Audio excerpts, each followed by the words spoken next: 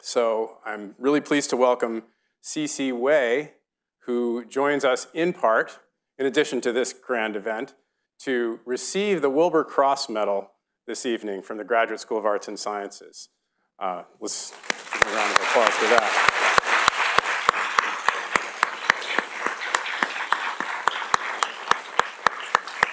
So just a couple of words about Tsmc's trajectory. He received his graduate degree, his PhD, here in the 1980s, just before I arrived on campus. We just missed each other.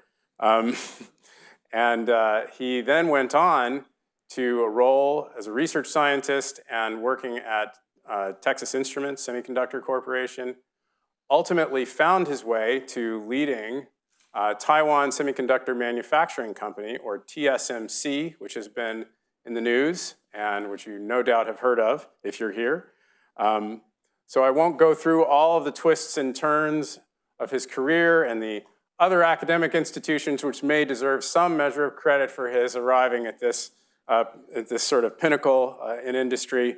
But really, my goal is to have just an easy conversation with Dr. Wei here and to hear about some recent collaboration that he has been involved in with the United States and how that reflects his worldview.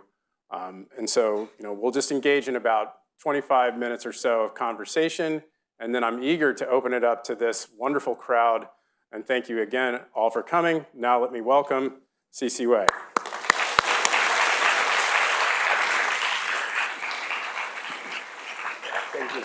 Okay.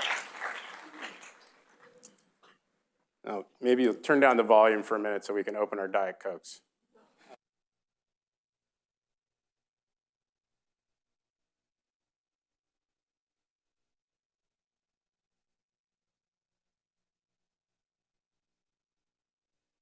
Exactly. All right, so I have the honor and privilege of opening it up here today, but I guess I'm just curious how you came to Yale, how you saw Yale as a direction you wanted to pursue, and what you think it gave you in terms of your trajectory forward. That's a good question. You are wearing the Yale tie, so it must have meant something to you. Well, starting with this tie. This is the only chance I can wear a tie with proud. I mean, that's if I wear this one in my company, a lot of people will protest, because they graduate from the different school. They think, they are the best. Anyway, here, Yale is the best.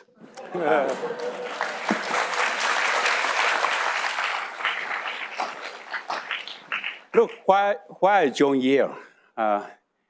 It's interesting. This is because of its name brand. You know that what is called a name brand? The Harvard, Yale, and Stanford, MIT, those are the name brand. So when I apply many schools when I want to have a graduate study. And one day I received the admission, and I still waiting for other school to give me the reply. But then my family, my brother especially, he said, hey, young brother, this is a Yale. Is that the same as in the newspaper? Is a Harvard, Yale? I say, yes. He said, then what are you waiting for? Just go over there. I say, well, I'm still waiting for Carnegie Mellon or those kind of school. He said, what the melon? Melon is a fruit. Don't go over there. So, I accept the Yale. Joke aside, actually, Professor Ma is one of the reasons that I decided to join Yale. And because I have my school professor, Dr. C.Y. Wu, he's a classmate of Professor Ma. And I think that Professor Wu is a nice professor, then Professor Ma must be as good as him. In fact, it's better, it's the best. And I learned a lot from Professor Ma. And today, Professor Ma's wife is here, and I'm grateful to them. Pin Fong? Yes,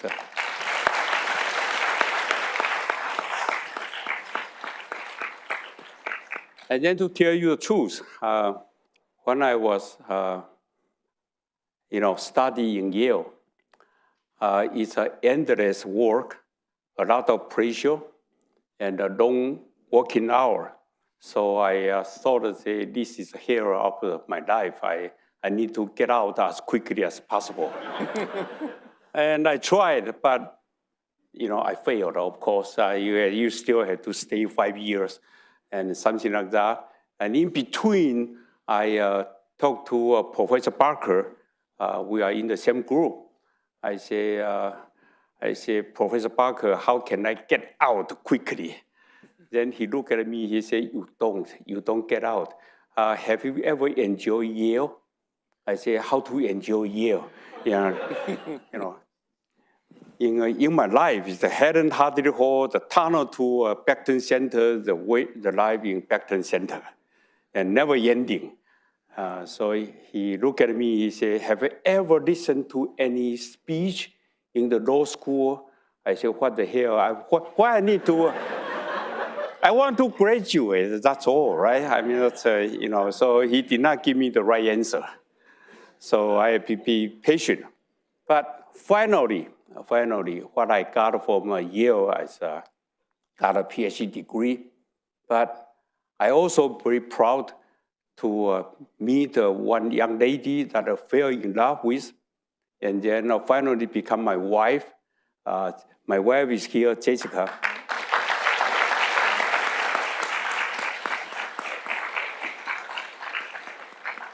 And then with her, I have 3 lovely kids. Okay, one of them is with me, Terry. Okay, I tell you the truth, I got what I want. I have a degree, I have my wife, and then, the life goes on, right? And I thought that would be a rosy picture ahead, but actually it's not. If you work on the semiconductor industry, you have to work hard. It's by nature, because of this semiconductor is a very important industry. Finally, we knew that, but 40 years ago, it's not. 40 years ago, EE is not so, let me say that, it's not so popular.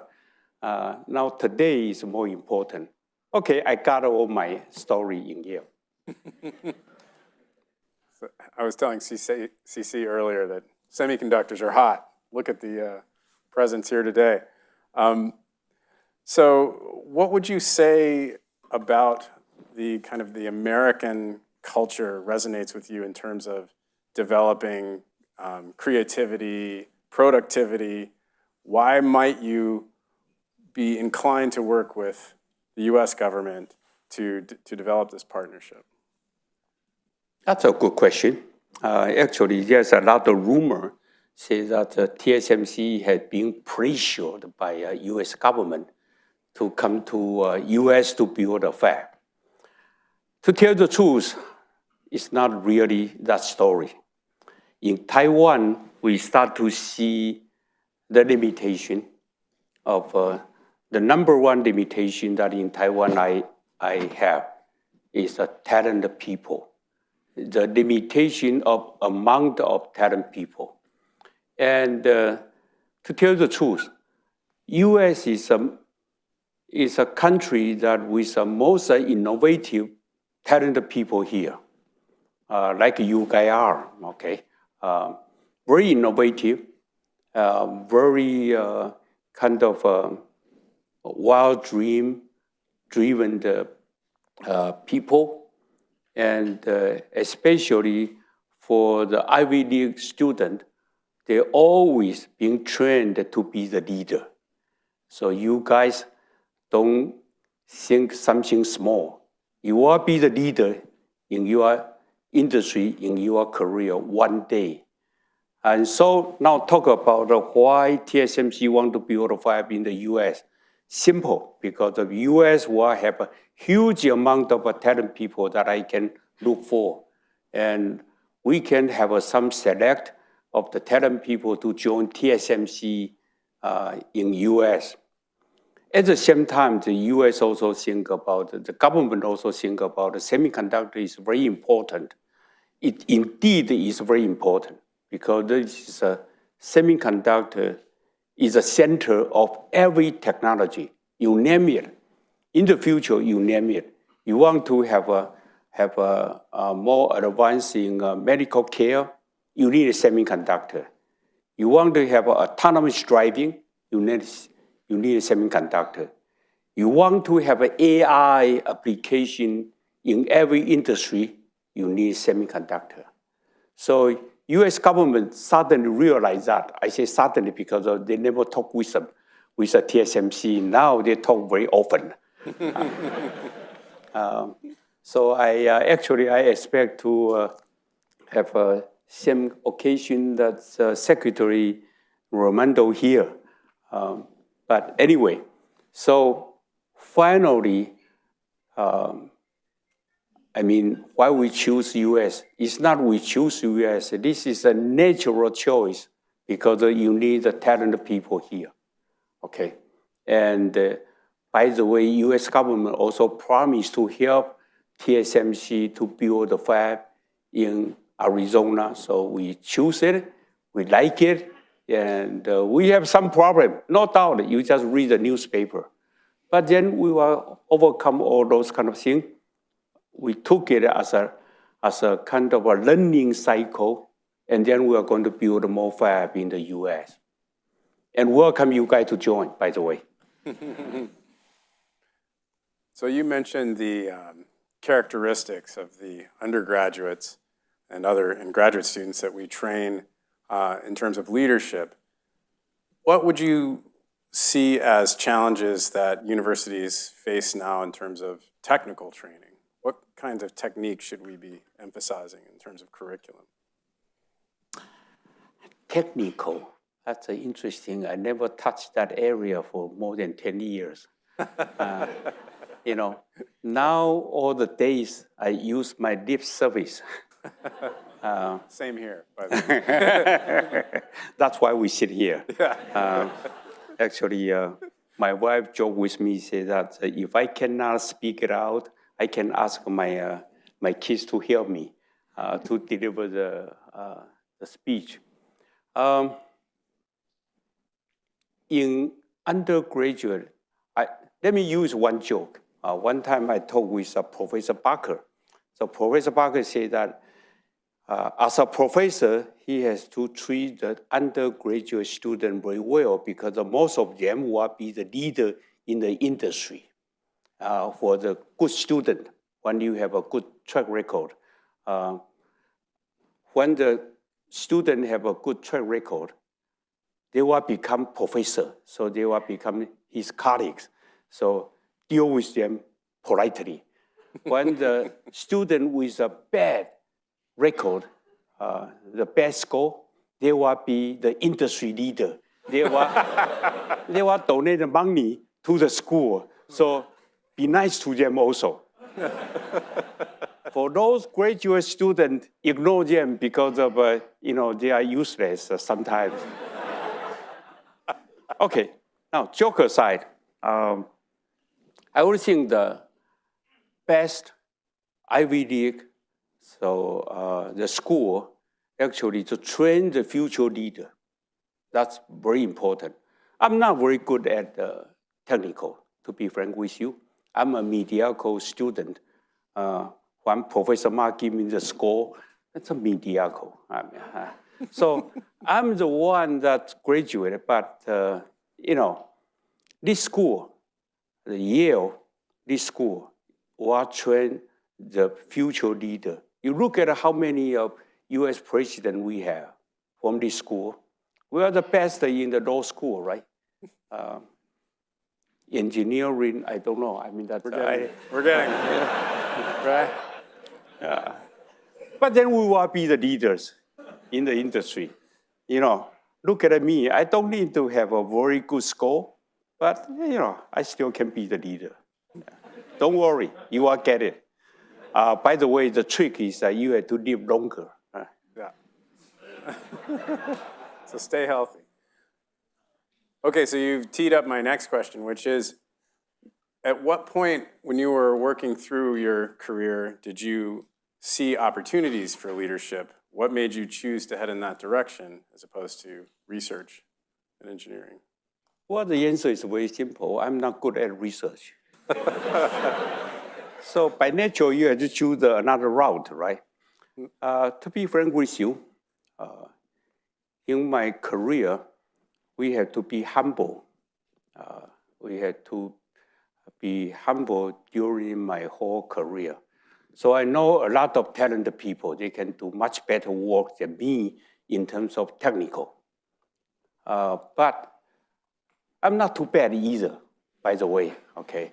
I have a few papers and about 30 to 40 patents, 30 to 40 papers and speeches, but then I'm not the very best of it.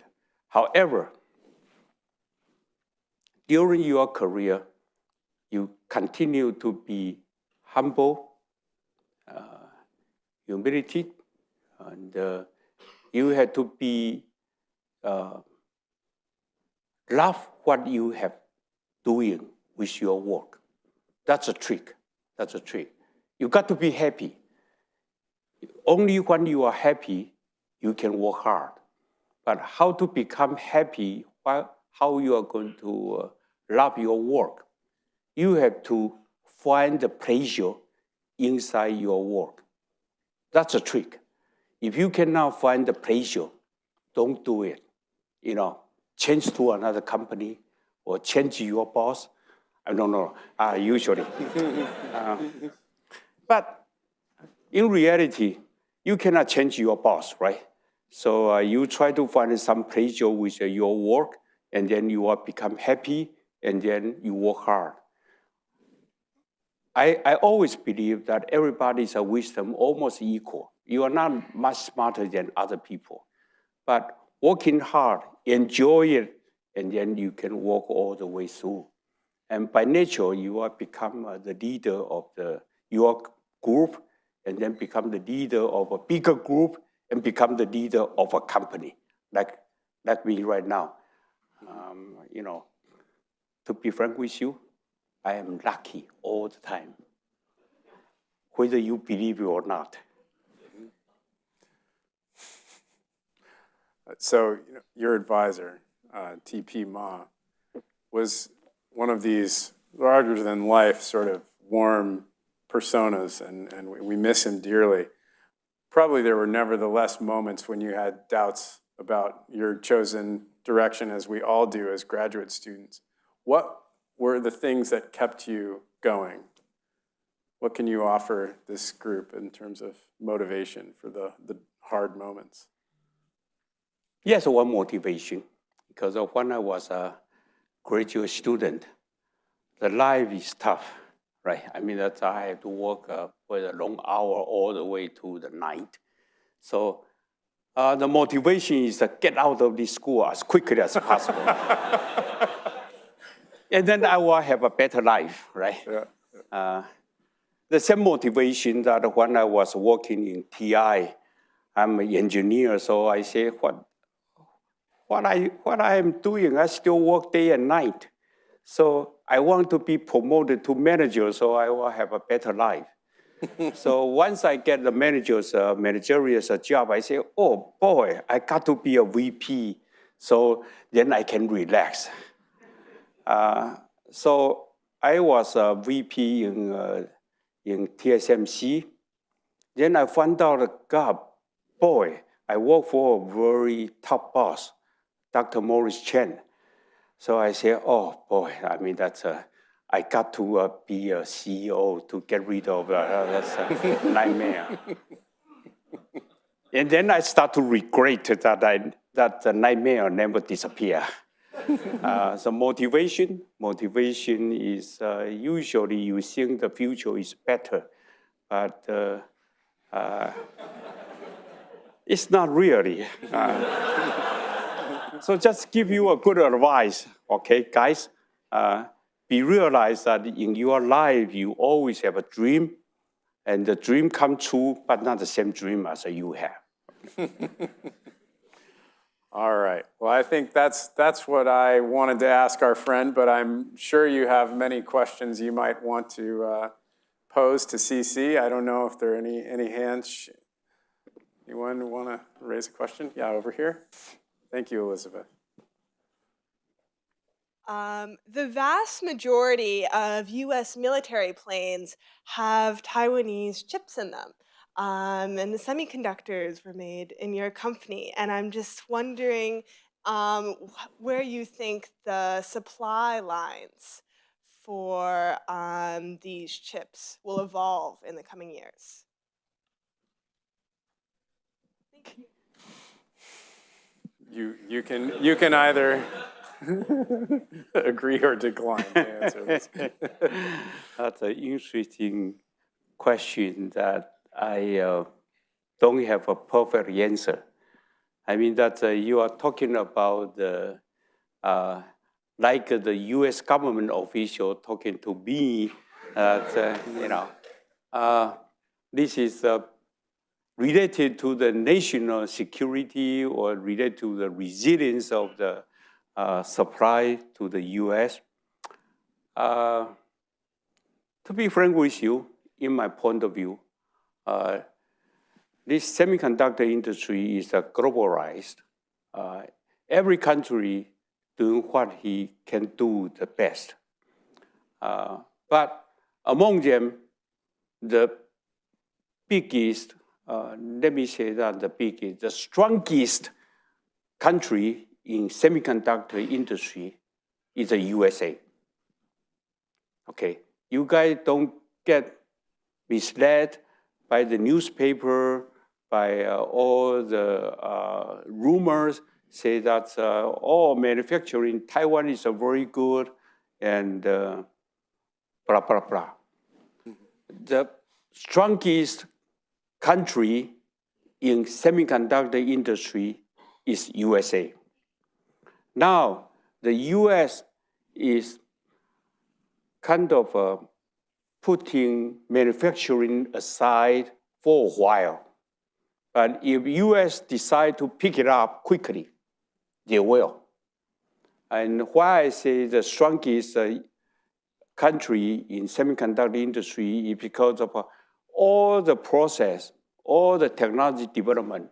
You need the very advanced tools. And all the advanced tools originated or being manufactured in the US. That's where it becomes the strongest. I'm using the photolithography as one of the example. Today, the most advanced photolithography tool is EUV. Does anybody know what's called EUV? That's all? And all other people didn't know? Okay, now, let's say anybody who did not understand EUV stands for, except my wife, okay. Okay, good. I mean, that's kind of a very small wavelength tools. And the central part of the EUV is in the US, the light source. The light source to generate such kind of a very short wavelength is from the US. No doubt about it. And using TSMC as an example, I use a lot of applied materials tools. I use a lot of them researchers tool and KLA Tenko and a lot of software from like a mental graphic, or now it become a Siemens, or okay, I forgot their name. I'm sorry for that. But Cadence and then Synopsys and those guys, those are from US. Without them, you cannot develop or you cannot design any product. So part of the reason I can answer Jeff's question, why choose US as a partner? Of course, this is the best country for the semiconductor industry. what years I can choose. So if I have a choice, US is the number one place I will choose. Produce enough chips inside US takes time. Okay, so be patient. That's the same answer I answered that US government officials. Be patient. Be patient. Okay, there's another one over here. Hi, I'm Frank. So my question is, even though U.S. is one of the more higher tech countries in the world, what made Taiwan such a fertile ecosystem for TSMC to develop there versus being in the U.S. originally? Oh, you're talking about the ecosystem for the whole manufacturing of the semiconductor? The same answer, be patient. It takes time to build up, right?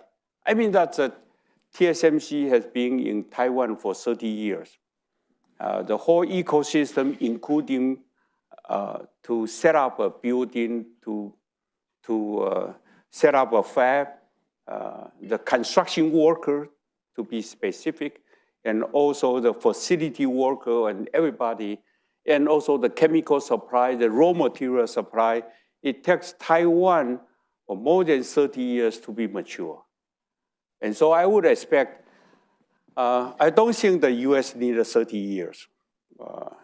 US can catch up quickly because of this is the best place in the world that you have a lot of talented people.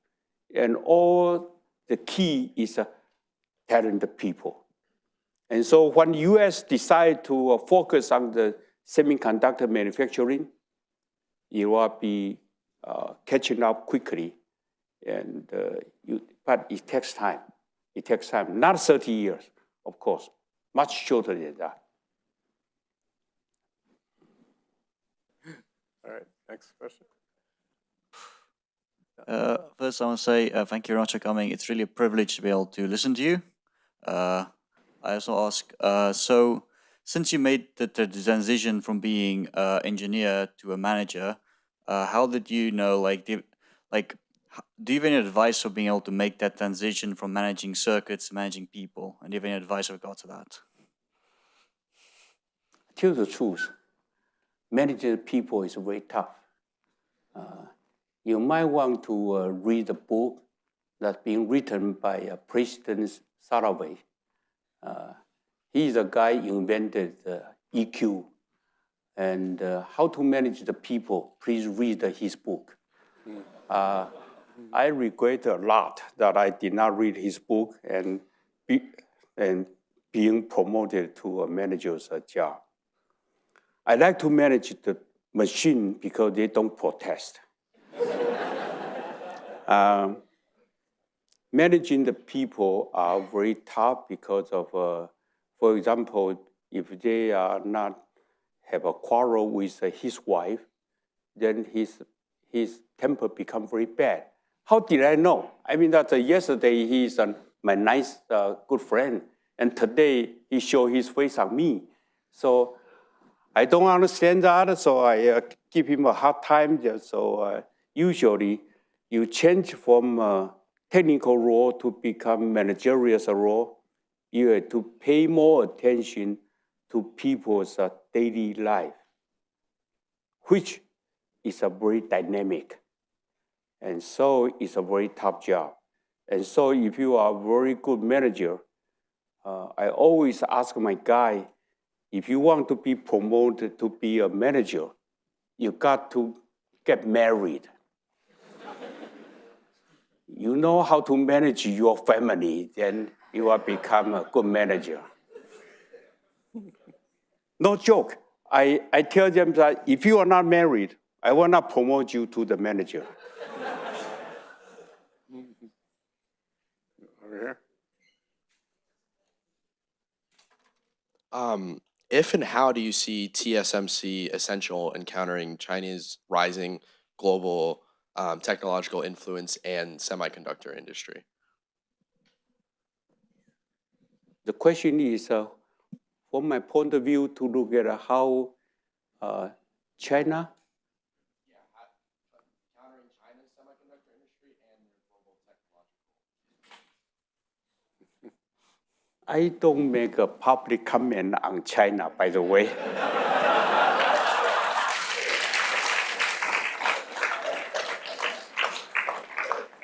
To be frank with you guys, I was not allowed to give a speech without go through my legal department.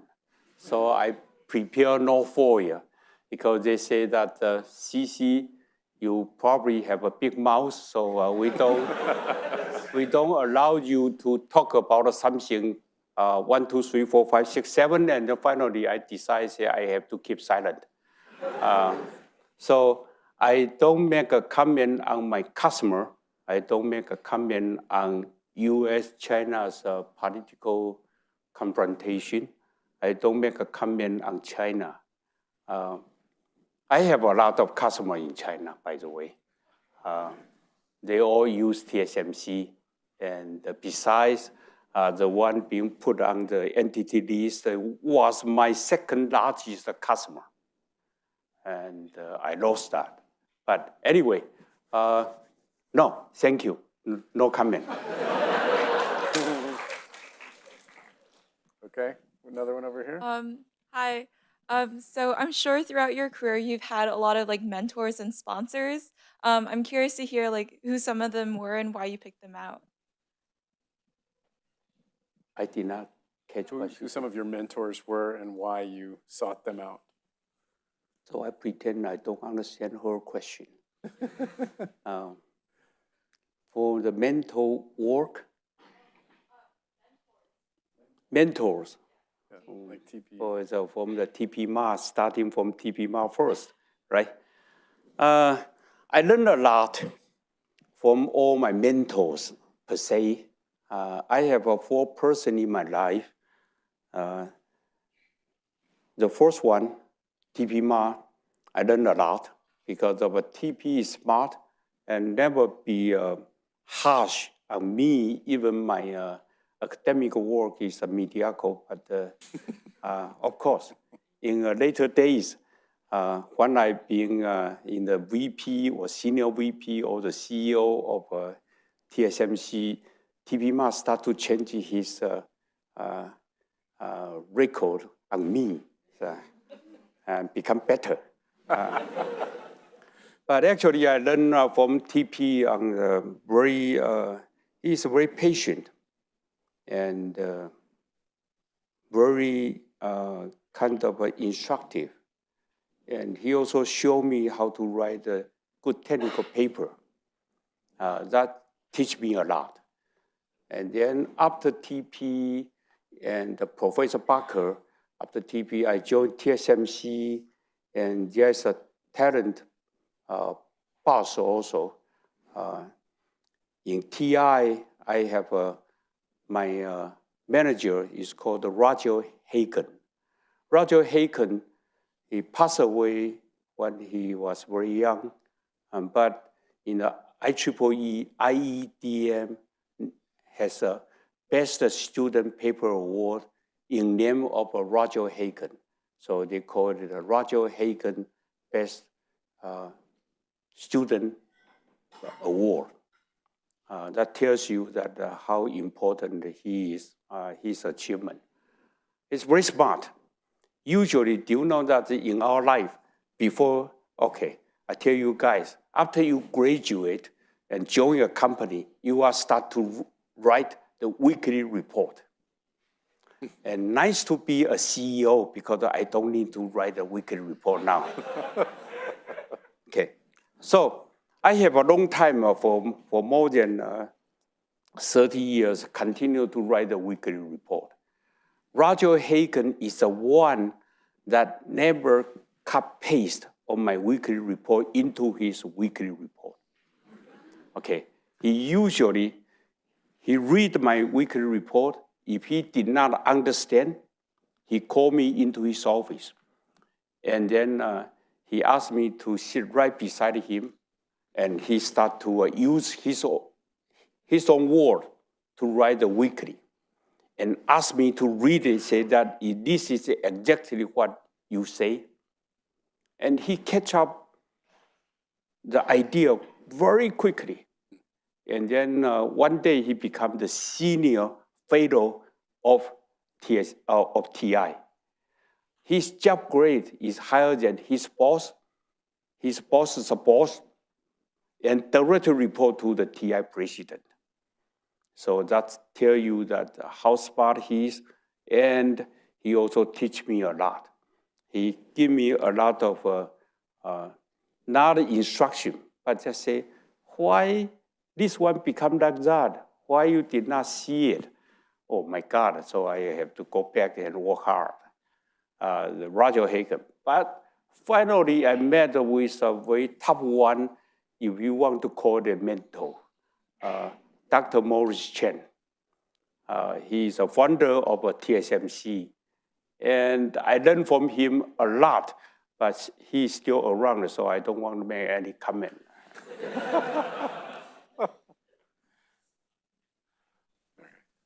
So you've spoken about AI and how your semiconductors are necessary for this. A woman in the front spoke about weapon systems and how semiconductors are also necessary for that. Do you think it's feasible to introduce greater tracking of where semiconductors are going, of what they're being used for? Semiconductor, it's because of U.S.-China's confrontation, so become the center of that confrontation. But to be frank with you, without that, actually, finally, the people will realize that semiconductor is a central portion of all technology, including whatever you want to name it, including in our life, like I like to use in the medical as one example. I don't like to use in the military or some kind of a confrontation. In the medical field, I want to make a joke of my wife. She only trusts the guy with experience, right? So when you see a doctor, you want to see an experienced doctor. Am I right? Okay. But look at it. To give you some idea, if a doctor is 50 or 60 years old, are you going to let that guy to do the operation? Do you know that the people's hand is not steady? Do you want to do the experiment? Just hold a laser pointer to the wall and see how steady it is. Okay, now here comes a question. If you want to do the operation, with the hand is some kind of uncertainty, and then you let that doctor to cut it? Not me. I mean, that's I will trust that if everything controlled by the semiconductor, then I will trust it. Okay, so in the future, I would like to say the surgery will be done by the machine. The machine is controlled by the semiconductor. That's one thing. And the other thing is what is called experience. Experience, that means you learn a lot of skill by years. And you have to remember, by the way. So I will say that if you go to the hospital to see you got the flu, so you tell the doctor, say, I got the flu, I have coughing, I have a running nose, and everything, blah, blah, blah. And so the doctor will say, okay, sit right there, measure your temperature, measure your heartbeat, and then be very patient with you for half an hour, and then write down some medicine for you. I don't need it.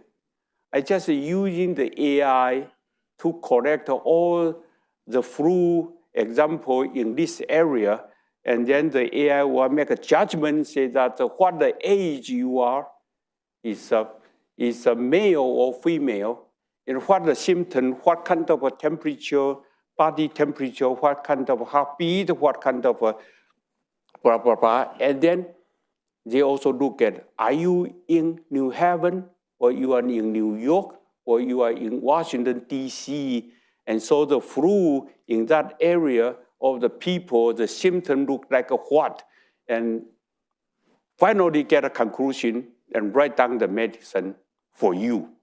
and the accuracy will be 90 or 95%. So you don't need a doctor. You just type into the computer. And then 90 or 95% of accuracy, you still have 5% to 10%, right? Then you see a doctor. And then doctor say, it's not working for this one. And the computer asks, so what years? Type it into. So the computer continue to remember, continue to educate itself. And so finally, I don't need a doctor to see when I have a flu. I don't need a doctor to do the operation surgery. I don't need a doctor to give me some advice, like I'm overweight. And the AI will tell me, say, Mr. Wei, you are overweight for 5 kilograms. You better to do the following. And whether I follow it or not, then I have to wear a smart watch. And then the watch will measure my heartbeat, measure my temperature, send it to computer, and computer give me a warning, say that you are not listen to me, so you have better watch out. You only have how many years to live. Then I'll get nervous, right? So I start to follow the instruction. But anyway, in the future, semiconductor will be the key to in our life, something like that. Yeah. Okay, maybe we have time for one last question. Yeah. First of all, thank you for the great talk and inspiring us. Of course, every process in the semiconductor manufacturing is very important, but past decade, people talk a lot about the miniaturizing the semiconductor and integrate more and more chips inside of, more and more transistors inside of the single chips. But it's like 7 nanometer, 5 nanometer, 3 nanometer, like that. But now we will facing the limit of the miniaturizing the process. So what is your insight or prospect? Which process will attract people's attention after that miniaturizing and integration the transistors? Good question. Is there any, actually your question should separate into the, is there any limitation at all? Okay, and what we are doing to deal with it. I give you a story. When I graduated from Yale, I joined TI in actually at the beginning of 1985. I graduated in 1985, but I want to work quickly because I have a family to raise. So at the beginning of 1985, I work in TI. I read a paper published by the IBM. They call it 1 micron technology. And they say, not for long that will reach the limitation of the semiconductor device. If you look at the mean-free path of your electron at a kind of different temperature, you'll find out if a channel length shorter than your mean-free path, there's a lot of limitation. There's a lot of high electron. There's a lot of physics inside. So they say, quickly, 0.35 micron is the end of the semiconductor technology. Okay, and since then, now today we are at 3 nanometer. And so the people ask me the same thing. We ask ourselves inside TSMC, is there any limitation? So what happened after 3 nanometer? 2 nanometer. So what happened after 2 nanometer? 1.4. I tell you the truth. You just time by 0.7. It was so one of the occasion I answer the question. The people ask me what happened after the 1.4 nanometer. I say 1 nanometer. And what happened after the 1 nanometer? Of course, 0.7, and something like that. And they keep asking. And finally, my answer is, why should I care? Because I retire already.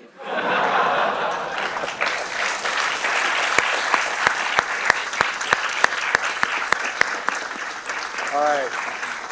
Thank you again, CC. Thank you, guys. Pleasure. Thank you for coming. Thank you, sir. Please welcome, enjoy some refreshments outside, and let's thank CC here again. One last word. Don't forget to join TSMC after you graduate. All right.